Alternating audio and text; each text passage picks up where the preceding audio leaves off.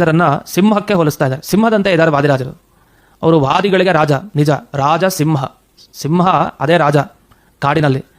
ವಾದಿಗಳಲ್ಲಿ ರಾಜಸಿಂಹ, ವಾದಿಗಳಲ್ಲಿ ರಾಜರು ಬೇಕಾದಷ್ಟು ಜನ ಇರ್ತಾರೆ, ಅದಕ್ಕೊಂದು ಸಿಂಹದಂತೆ ಇದ್ದಾರೆ. ಎಂಥ ವಾಕ್ಚಾತುರ್ಯ ವಾದಿರಾಜರಿಗಿತ್ತು, ವಾಕ್ಯಾರ್ಥ ಪಟುಗಳವರು. ಸಿಂಹದ ಸ್ವಭಾವವೇನು? ವನಚಾರಿಯದು. ವನ ಅಂದರೆ ಕಾಡು, ಕಾಡಿನಲ್ಲಿ ಓಡಾಡ್ಕೊಂಡಿರೋದು ಸಿಂಹ. ಇವರು ಓಡಾಡ್ತಾ ಇರ್ತಾರೆ ಆಧ್ಯಾತ್ಮಿಕ ಕಾಡು. ಆ ಆಧ್ಯಾತ್ಮಿಕ ಕಾಡಿನಲ್ಲಿ, ವೇದಾಂತದ ಕಾಡಿನಲ್ಲಿ ಓಡಾಡ್ತಾ ಇರ್ತಾರೆ. ಕಾಡಿನಲ್ಲಿ ಓಡಾಡಬೇಕಾದ್ರೆ ಸಿಂಹ ತಾನು ಅನೇಕ ಪ್ರಾಣಿಗಳನ್ನು ಭೇಟಿ ಮಾಡಿರುತ್ತೆ. ಆ ಮಧ್ಯೆ ಆನೆಗಳು ಬರ್ತಾ ಇರುತ್ತೆ, ಹಾವುಗಳಿರುತ್ತೆ. ಆದರೆ ಸಿಂಹ ಬರ್ತಾ ಇದೆ ಅಂತ ಆದಾಗ ಎಲ್ಲ ಪ್ರಾಣಿಗಳು ಮೌನ, ಯಾವುದು ಎದ್ದು ಬರೋದಿಲ್ಲ. ಆದರೆ ಕೆಲವು ಆನೆಗಳಿದೆ, ತುಂಬ ಮದ.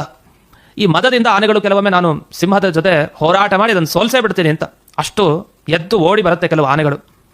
ಆದರೆ ಅಂಥ ಆನೆಗಳ ಶಮನ ಮಾಡೋದು ಸಿಂಹಕ್ಕೆ ಹೇಗೆ ಅಂತ ಗೊತ್ತಿದೆ.